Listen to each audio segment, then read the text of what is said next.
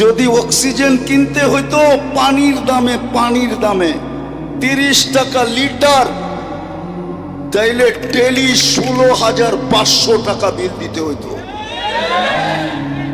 মাসে 4,95,000 টাকা বিল আসতো। যদি বাংলাদেশ সরকার বিদ্যুতে ফ্রি পেড লাগাইতে পারে, কার্ড সিস্টেম করতে পারে, যতক্ষণ কার্ড আছে টাকা আছে কার্ডে ততক্ষণ বিদ্যুৎ চলমান, টাকা শেষ বিদ্যুৎ অফ। আল্লাহ তো করতে পারতেন যে যতক্ষণ টাকা ভরা থাকবে অক্সিজেন চলবে, নাইলে অফ। তাইলে তো এই রোডেই ডেলি হাজার হাজার শ্রমিক পাওয়া যেত, পড়া আছে রাস্তার ভিতরে। কেউ যদি জিজ্ঞাসা করতো এত মানুষ রাস্তায় পড়া আছে কেন, বলে অক্সিজেনের বিল দিতে পারে না, এই জন্য পড়া আছে, অক্সিজেন বন্ধ। সারাদিন কাঠটা বুক করি, কথা লম্বা হবে না, অল্প কথায় বুঝলেই জীবন চেঞ্জ হয়ে যাবে। নইলে কালকে কিন্তু প্রশ্ন উত্তর সম্মুখীন হইতে হবে।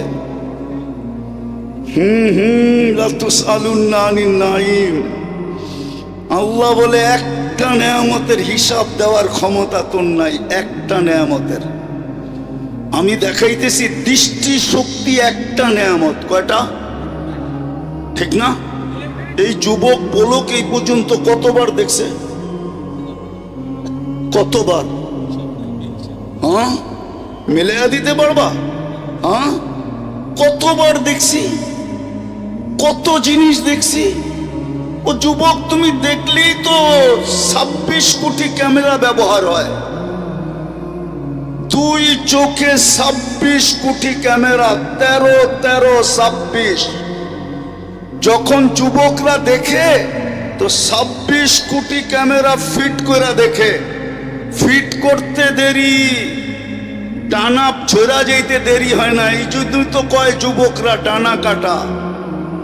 ও ডানা থাকবো কোত্থেকা? তুই 26 কোটি ক্যামেরা লাগায় দেখোস, তোর ডানা থাকে কোত্থেকা? ফ্রিকোয়েন্সি আছে না? বলো কতবার দেখছো এই পর্যন্ত? বলো কেউ আমাকে। কিন্তু আল্লাহর কাছে হিসাব আছে তুমি কতবার দেখছো। কিরামান কাতিবিন ইয়ালামুনা মা তাফআলুন, ভিডিও করা আছে কতবার দেখছো। কত জিনিস দেখছি, একটা নেয়ামতেরই তো হিসাব দিতে পারবো না। আমি তো চক্ষু দেখাইলাম, এরম যদি কান দেখাই, এরম যদি বাকশক্তি দেখাই, এরম যদি ব্রেন দেখাই, ভাবলাম এই পানি এই দিন পর্যন্ত কত ফোঁটা খাইছো বলো, কত লিটার গোসলে ব্যবহার করছো বলো। পানিও তো একটা নেয়ামত। বিদায় আমার কথা শুরু, আমরা যাত্রী, যাত্রা চলমান, যে কোনো মুহূর্তে পরিসমাপ্তি করতে পারে। আজকে সূর্য এই কোনাবাড়িতে বলতে বলতে ডুবছে, লান আউদ ফি হায়াতিকা আবাদা। হতে পারে কাল সকালে কেউ তোমরা আমাকে উঠতে দেখবে না। এরকম জায়গা দুনিয়াতে শত আছে, এক রাত্রে মাটির সাথে মিশা গেছে। গত ডিসেম্বরের আগের ডিসেম্বরে তুর্কিতে এক রাত্রে 1.5 লক্ষ লোক মারা গেছে 7.8 ভূমিকম্প দ্বারা। আমাদের দেশও আসছিল 2013 কি 14 31 নাইটের পরের দিন সমমাত্রার ভূমিকম্প আসছে। আল্লাহ বাংলাদেশকে বাঁচায়া দিছে। এই দেশের সাথে আল্লাহর একটা আলাদা মহব্বত আছে। না, আমার কথা মেনে নাও, এটার প্রমাণ দিতে পারবো আমি। যদি মহব্বতই না থাকতো, করোনার সময় তো সারা দুনিয়া বলছিল বাংলাদেশের মতো বিপর্যয় দুনিয়ার কোথাও হবে না, কিন্তু বাংলাদেশের মতো কম বিপর্যয় দুনিয়ার কোনো দেশে হয়নি। বিপর্যয়ের দিক দিয়া, কম বিপর্যয়ের দিক দিয়া WHO তে 1 নম্বর নাম বাংলাদেশের, যে বাংলাদেশে কোনো বিপর্যয় হয় নাই। বাংলাদেশে এত সুন্দরভাবে করোনার রোগীর দাফন দুনিয়ার কোনো দেশে হয় নাই। বাংলাদেশের কোন করোনার রোগী আলেমদের হাতের ছোঁয়া ছাড়া কবরে যায় নাই। যতগুলো সংস্থা কাজ করছে করোনা নিয়ে, করোনার মৃত্যু, করোনার ব্যক্তিদেরকে দাফন করার ব্যাপারে সব মাদ্রাসার হুজুর আর ছাত্ররা করছে। একটাও বাহিরের দেখাইতে পারবেন না। কে বাঁচাইছে বাংলাদেশকে? বোঝা গেল ভালোবাসা আছে এই দেশটার সাথে। যখন কোরআন বা কোরআনী কথা শোনো, পরিপূর্ণ মনোযোগ দিয়ে শোনো। আর কোরআন বলে আনসিতু, বিলকুল নীরব আর নিঝুম ভাবে শোনো। তারপরে কোরআন বলে লাআল্লাকুম তুরহামুন, তাইলেই কিন্তু আল্লাহর রহমতের দ্বারা পুরস্কারটা মিলবে। আর পুরস্কারটাও হাদিসে ঘোষিত আছে। পরিসমাপ্তিতে বলা হবে ইরজিউ মাগফুরান লাক, যাও তোমাদের গুনাহ মাফ। আর কি চান? দ্বিতীয় আরেকটা বলবে বুদ্দিলা সাইয়্যাতিকুম হাসানাত, গুনার জায়গাগুলা নেকি দ্বারা পরিপূর্ণ হবে। কিন্তু মধ্যখানে একটা সমস্যা আছে, মন আর শয়তান এটা হইতে দিবে না। কেননা আমাদের মনের রিমোট কন্ট্রোল শয়তানের কাছে। আমাদের যেরকম ঘরের মোবাইলের কন্ট্রোল আমার আঙ্গুলের মাথায়, ঘরের টেলিভিশনের কন্ট্রোল যেরকম রিমোটে, ঠিক আমাদের মনের কন্ট্রোলও কিন্তু শয়তানের কাছে।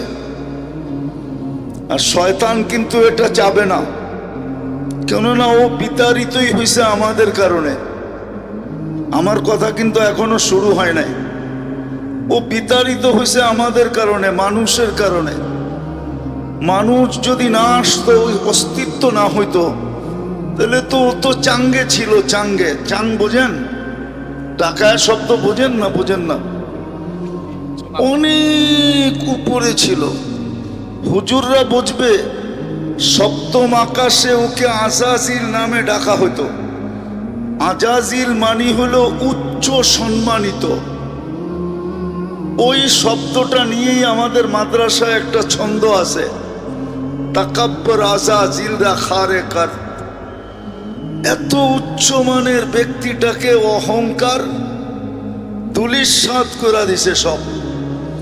কেননা ওর অহংকার ছিল আমি আগুনের তৈরি, মানুষ মাটির তৈরি।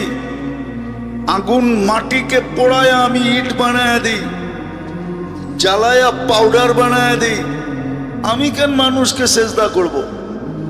বিদায় শয়তান আজকে চাবে না যে আপনারা ঘোষণা নিয়ে এখান থেকে যান। বিদায় আবারও হাজ্জুর অনুরোধ,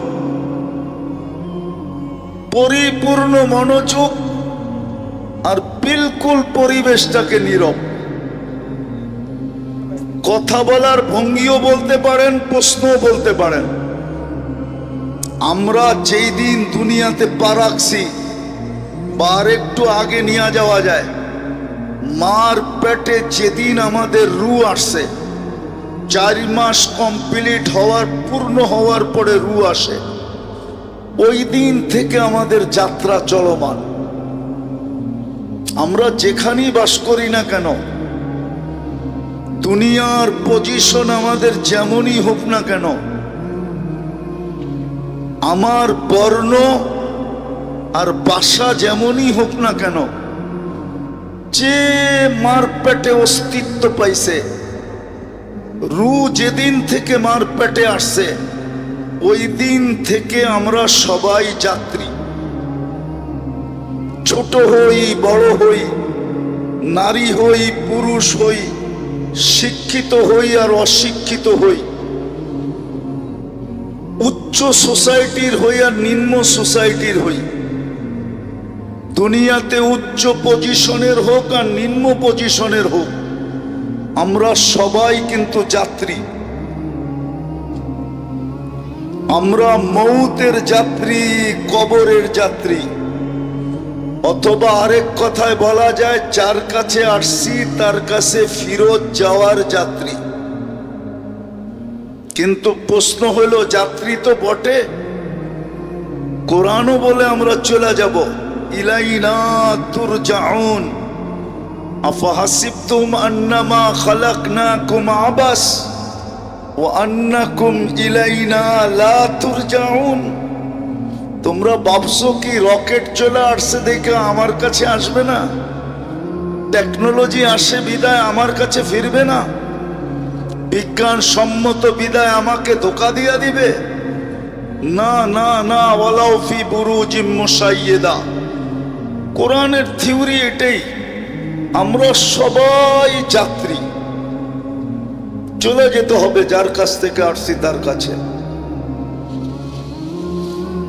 কিন্তু একটা ছোট প্রশ্ন হলো আমাদের সবার প্রস্তুতি কতটুকু? এটাও তো সত্য, দুনিয়া আজকে এত উন্নত টেকনোলজিতে এখন পর্যন্ত ওই মেশিন বিজ্ঞানের কাছে আসে নাই যে টেস্ট করা বলে দিবে কে কখন যাবে। আজ পর্যন্ত আসে নাই, আসবেও না কোনোদিন। এটাই চিরসত্য। কোনোদিন এই মেশিন আল্লাহ বিজ্ঞানের হাতে দিবে না যে টেস্ট করা বলে দিবে কে কখন যাবে। যে কোনো মুহূর্তে চলে যেতে পারি। সত্য এটাই, মারে আল্লাহ তো রাখে কে? রাখে আল্লাহ তো মারে কে? সত্য তো। চলে তো যাব, কিন্তু প্রস্তুতি কতটুকু? বলবেন প্রস্তুতি নিতে হবে কেন? কোরআনই তো বলে নিবে না কেন? সারাদিন ভোগ করি কাঠটা। হ্যাঁ, যুবক তাফালিং দেখায় কার যৌবন দিয়া? তাফালিং বোঝেন? মনে হয় তাফালিং বোঝেন না, ঠিক না? না না, মনে হয় টাকার শব্দ তো নাও তো বুঝতে পারেন, ঠিক না? কার যৌবন দিয়ে বাহাদুরি দেখাও? রূপসী কার রূপ দিয়ে বাহাদুরি দেখায়?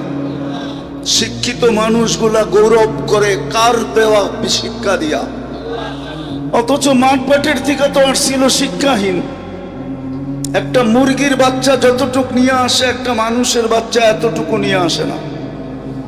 মুরগির বাচ্চা ডিমের থেকে বাহির হইতে দেরি, চিকচিক মুরগির ভাষায় কথা বলতে দেরি করে না, খাদ্যকে চিনতে দেরি করে না, দুশ্মনকে চিনতে দেরি করে না, মার ডাকে সাড়া দিয়া নিজেকে ডানার নিচে সুরক্ষিত করতে দেরি করে না। মানুষের বাচ্চা তো বিলকুল অজ্ঞ আসে। আল্লাহই তো বলে কুনতা জাহিলা ফাআল্লামতুক, তুই মার পেটের থেকে অজ্ঞ আসছিলি, তোকে আমি শিক্ষা দিছি। কুনতা যায়ীফা ফাকাওয়াইতুক, মার পেটের থেকে বিলকুল দুর্বল আসছিলে, আমি তোমাকে সুঠামত্ব দিছি। কুনতা সগীরা ফাকাব্বারতুক, মার পেটের থেকে তুমি বিলকুল ছোট আসছো, তোমাকে আমি বড় করছি আমি। কুনতা মিসকিনা, মার পেটের থেকে তুমি নিশ্চয় আসছিলে। ফালা লাকা সিন্নুন তাক্তা, দাঁত ছিলই না, কোত্থেকে কাটবে। ওয়ালা লাকা লিসানুন তানতিক, জিহ্বা ছিল কিন্তু বাকশক্তি ছিল না, কোত্থেকে বলবে। ওয়ালা লাকা উযুনুন তাসমা, কান ছিল শ্রবণ শক্তির কার্যকারিতা ছিল না, কোত্থেকে শুনবে। ওয়ালা লাকা আইনুন তানদুর, চক্ষু ছিল কিন্তু দৃষ্টিশক্তির কার্যকারিতা ছিল না, কোত্থেকে দেখবে। ওয়ালা লাকা আকলুন তুমাইয়িজ, মগজ তো ছিল কিন্তু ভালো মন্দ বুঝার ক্ষমতা তো ছিল না, কোত্থেকে তুমি ভালো মন্দ বুঝবে। ওয়ালা লাকা কলবুন তাতাফাক্কার, দিল তো একটা ছোট ছিল, চিন্তা কি জিনিস তো তুমি জানতে না। ওয়ালা লাকা ইয়াদুন তাবতিশ, হাত তো ছিল, ধরার ক্ষমতা তো ছিল না। ওয়ালা লাকা রিজলুন তামশি, পাও তো ছিল, চলার ক্ষমতা তো ছিল না। আলাইসা কাযালিক, আল্লাহ বলে এরকম কি ছিল না? কে তোমাকে স্বয়ং সম্পূর্ণ করলো? যুবক, তোমাকে যৌবন দিয়া কে ফুটাইলো?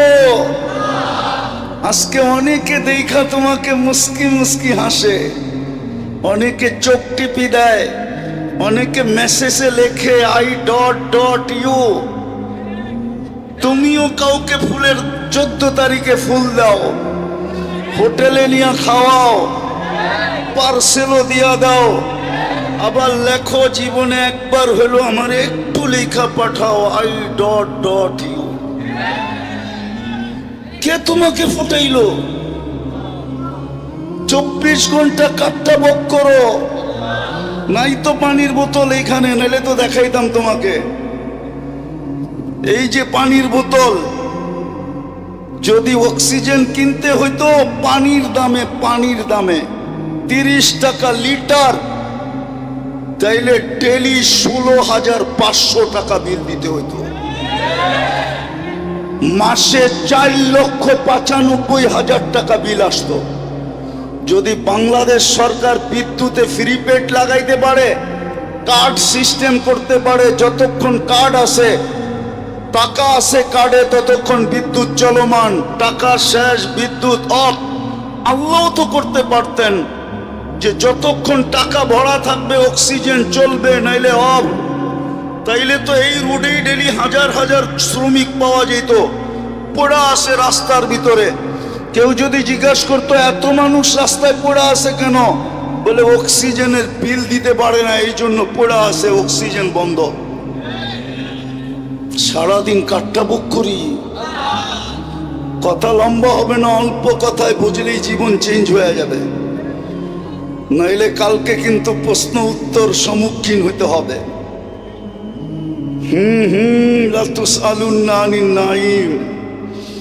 আল্লাহ বলে একটা নেয়ামতের হিসাব দেওয়ার ক্ষমতা তোর নাই, একটা নেয়ামতের। আমি দেখাইতেছি দৃষ্টি শক্তি একটা নেয়ামত। কয়টা? ঠিক না?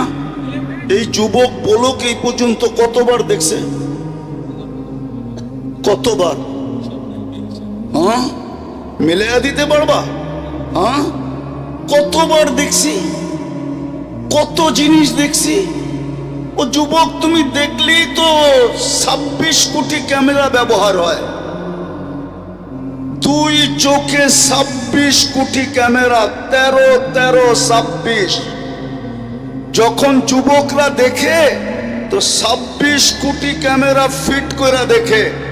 ফিট করতে দেরি, টানা ছোড়া যেতে দেরি হয় না। এই জন্যই তো কয় যুবকরা ডানা কাটা। ও ডানা থাকবো কোত্থেকা? তুই 26 কোটি ক্যামেরা লাগায় দেখস, তোর ডানা থাকে কোত্থেকা? ফ্রিকোয়েন্সি আছে না? বলো কতবার দেখছো এই পর্যন্ত? বলো কেউ আমাকে। কিন্তু আল্লাহর কাছে হিসাব আছে তুমি কতবার দেখছো। কিরামান কাতিবিন ইয়ালামুনা মা তাফআলুন, ভিডিও করা আছে কতবার দেখছো। কত জিনিস দেখছি, একটা নেয়ামতেরই তো হিসাব দিতে পারবো না। আমি তো চক্ষু দেখাইলাম, এরম যদি কান দেখাই, এরম যদি বাকশক্তি দেখাই, এরম যদি ব্রেন দেখাই, ভাবলাম এই পানি এই দিন পর্যন্ত কত ফোঁটা খাইছো বলো, কত লিটার গোসলে ব্যবহার করছো বলো। পানিও তো একটা নেয়ামত। বিদায় আমার কথা শুরু, আমরা যাত্রী, যাত্রা চলমান, যে কোনো মুহূর্তে পরিসমাপ্তি করতে পারে। আজকে সূর্য এই কোনাবাড়িতে বলতে বলতে ডুবছে, লান আউদ ফি হায়াতিকা আবাদা।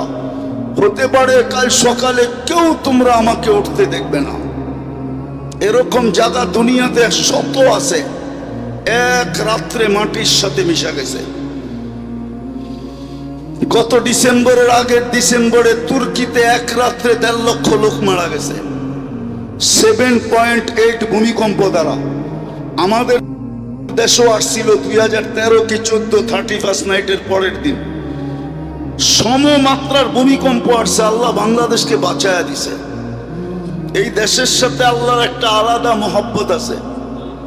হ্যাঁ, আমার কথা মেনে নাও, এটার প্রমাণ দিতে পারবো আমি। যদি মহব্বতই না থাকতো, করোনার সময় তো সারা দুনিয়া বলছিল বাংলাদেশের মতো বিপর্যয় দুনিয়ার কোথাও হবে না, কিন্তু বাংলাদেশের মতো কম বিপর্যয় দুনিয়ার কোনো দেশে হয়নি। বিপর্যয়ের দিক দিয়া, কম বিপর্যয়ের দিক দিয়া WHO তে 1 নম্বর নাম বাংলাদেশের, যে বাংলাদেশে কোনো বিপর্যয় হয় নাই। বাংলাদেশে এত সুন্দরভাবে করোনার রোগীর দাফন দুনিয়ার কোনো দেশে হয় নাই। বাংলাদেশের কোন করোনার রোগী আলেমদের হাতের ছোঁয়া ছাড়া কবরে যায় নাই।